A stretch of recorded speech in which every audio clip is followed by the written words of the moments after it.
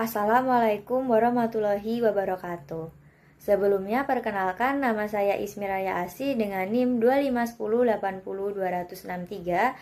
Saya dari kelas C Program Studi Perbankan Syariah angkatan 2025. Pada kesempatan kali ini saya akan mempresentasikan materi untuk memenuhi tugas ujian tengah semester dengan judul fungsi linear. Semoga penjelasan yang saya sampaikan dapat dipahami dan diterima dengan baik. Yang pertama, pengertian dari fungsi. Fungsi adalah suatu bentuk hubungan matematis yang menyatakan hubungan ketergantungan atau hubungan fungsional antara satu variabel dengan variabel lain. Sebuah fungsi dibentuk oleh beberapa unsur pembentuk fungsi. Yang pertama variabel, koefisien, dan juga konstanta. Variabel ialah unsur pembentuk fungsi yang mencerminkan atau mewakili faktor tertentu dilambangkan dengan huruf-huruf Latin. Koefisien adalah bilangan atau angka yang terkait dan terletak di depan suatu variabel dalam suatu fungsi. Adapun konstanta ialah bilangan atau angka yang turut membentuk sebuah fungsi tetapi berdiri sendiri sebagai bilangan yang tidak terkait pada variabel tertentu. Selanjutnya notasi. Notasi sebuah fungsi secara umum yaitu Y sama dengan fungsi X. Artinya nilai Y akan berubah mengikuti perubahan nilai X. Sebagai contoh, Y sama dengan 5 plus 0,8X. Y merupakan variabel independen atau terikat, yaitu nilai yang ingin kita cari atau kita prediksi, di mana disebut terikat karena besarnya nilai Y sangat bergantung pada nilai X yang dimasukkan. Adapun 5 adalah konstanta, nilai tetap atau titik potong. Ini adalah nilai Y ketika bernilai 0. Dalam grafik ini disebut intercept. 0,8 itu koefisien, angka yang menunjukkan seberapa besar pengaruh X terhadap Y. Jika X naik sebesar 1 satuan, maka akan meningkat sebesar 0,8. Dan X sebagai variabel independen. Nilai yang dapat kita tentukan sendiri secara bebas. Perubahan pada X inilah yang akan mempengaruhi nilai Y. Selanjutnya ke jenis-jenis fungsi. Fungsi itu dicabangkan menjadi dua cabang utama, yaitu fungsi aljabar dan fungsi non-aljabar. Yang pertama ada fungsi aljabar, yaitu kelompok fungsi yang dibentuk oleh operasi aljabar, penjumlahan, perkalian, akar, dan lain sebagainya. Fungsi ini dibagi menjadi dua lagi. Yang pertama fungsi rasional, yaitu fungsi yang bisa ditulis dalam bentuk pecahan. Nah, fungsi ini punya dua anak cabang lagi, yaitu fungsi linear, atau pangkat tertingginya itu 1. Yang kedua ada fungsi kuadrat, pangkat tertingginya 2. Yang ketiga ada fungsi kubik yang pangkat tertingginya 3. Dan yang keempat ada fungsi bikuadrat, itu pangkat tertingginya 4. Yang kedua ada fungsi irasional, yaitu fungsi yang variabelnya berada di dalam tanda akar. Simpelnya adalah fungsi pecahan. Nah, fungsi-fungsi yang sering kita pelajari seperti kuadrat, kubik, sampai bikuadrat itu masuk ke sini karena mereka termasuk dalam keluarga besar polinom. Cabang yang kedua yaitu fungsi non-aljabar. Disebut begitu karena fungsinya lebih kompleks dan tidak bisa dijelaskan hanya dengan operasi aljabar biasa. Mereka itu punya aturan tersendiri. Fungsi ini terbagi menjadi 4. Yang pertama fungsi eksponen, yaitu variabel jadi pangkat. Misalkan 2 pangkat X. Biasanya menggambarkan pertumbuhan yang sangat cepat. Yang kedua ada fungsi logaritma, kebalikan dari eksponen, digunakan untuk mencari pangkat. Yang ketiga ada fungsi trigonometri, ini berkaitan dengan sudut dan segitiga.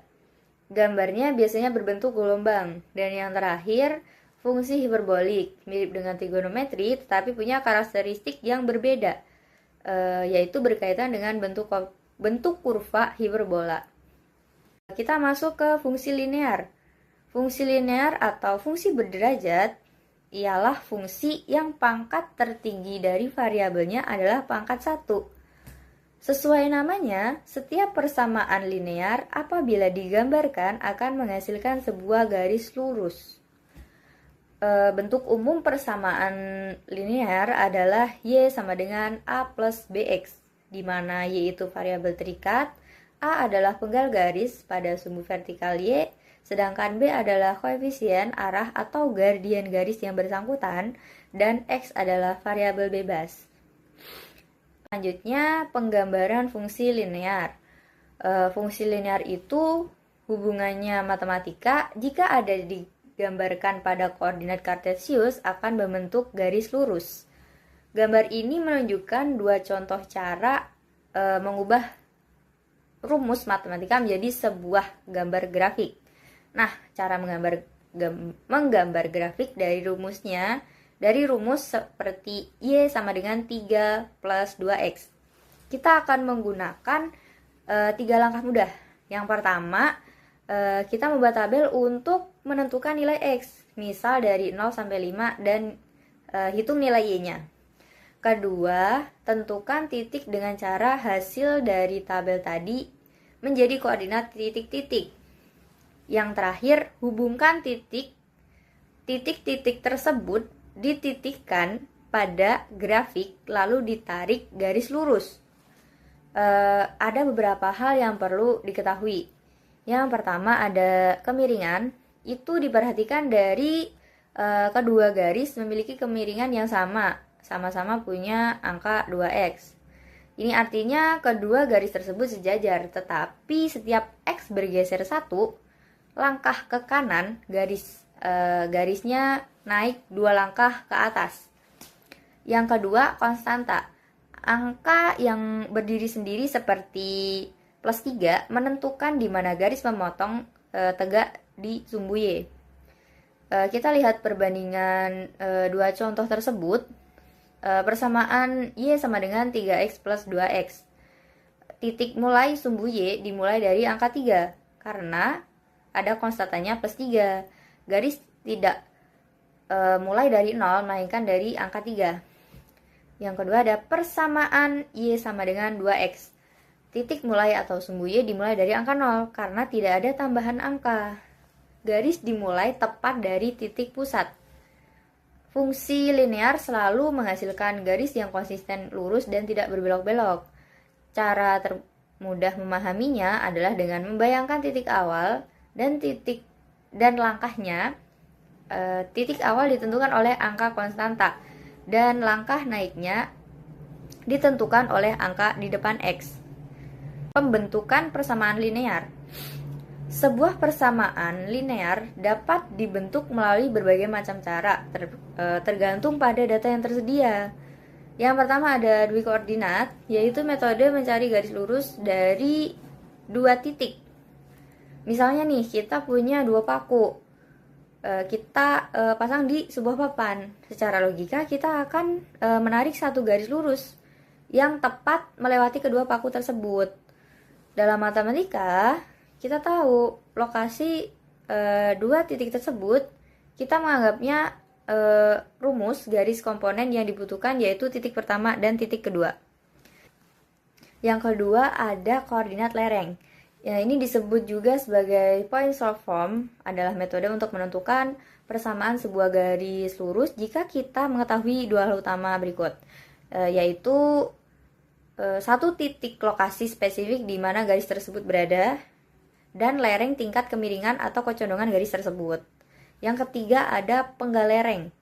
Metode ini adalah cara termudah untuk membentuk sebuah persamaan garis lurus yang hanya membutuhkan dua informasi utama, yaitu penggal, titik di mana garis memotong sumbu vertikal Y, ini bisa dianggap sebagai titik awal, dan lereng tingkat kemiringan garis tersebut.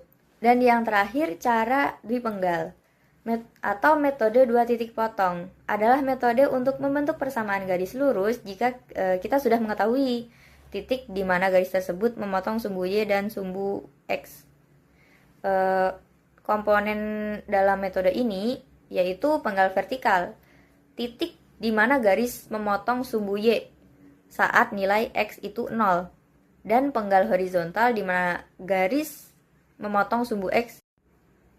Demikian materi yang dapat saya sampaikan. Dari penjelasan tersebut dapat disimpulkan bahwa fungsi linear merupakan hubungan matematis yang sederhana tetapi memiliki peranan penting.